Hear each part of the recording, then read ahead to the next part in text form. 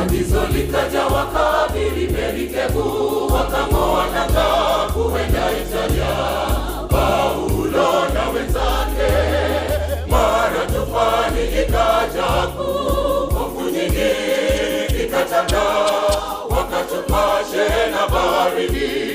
Paulo akasimama na kusema, ikiwa wataka kupona, usitoke humu ndani. Ikiwa wataka kupona, vumilieni ndani ya merikebu. Ninawasihi nyote, msalie kwenye merikebu. Asitoke mmoja, hebu msalie ndani ya merikebu. Hapa ndipo penye subira ya watakatifu. Iwe vipi vumilieni, wokovu wenu utakapokuja. Jitahidini uwapate umuhimu.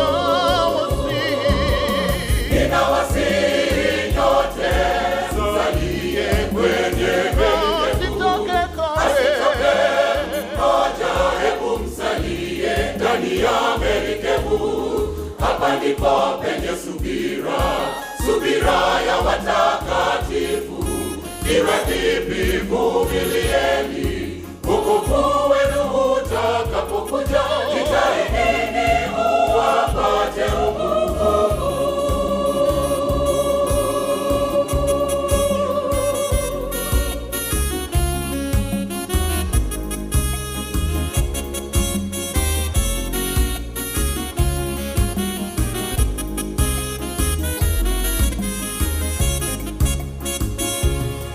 Yawezekana kulikuwa shwari hapo mwanzo, ulikusudia mtavuka ng'ambo pasipo na mashaka.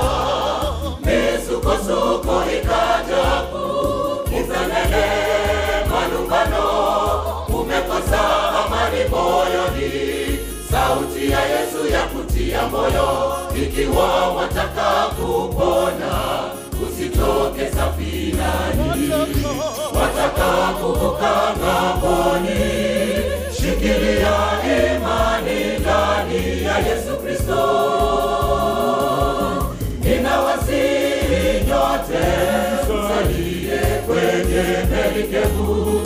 Asitoke mmoja, hebu msalie ndani ya merikebu. Hapa ndipo penye subira ya watakatifu. Iwe vipi vumilieni, wokovu wenu utakapokuja. Jitahidini uwapate umuhimu.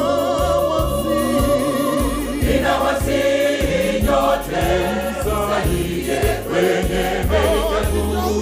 Asitoke mmoja, hebu msalie ndani ya merikebu. Hapa ndipo penye subira ya watakatifu. Iwe vipi vumilieni, wokovu wenu utakapokuja. Jitahidini uwapate umuhimu. Ninawasihi nyote, msalie kwenye merikebu. Asitoke mmoja, hebu msalie ndani ya merikebu. Hapa ndipo penye subira ya watakatifu. Iwe vipi vumilieni, wokovu wenu utakapokuja. Jitahidini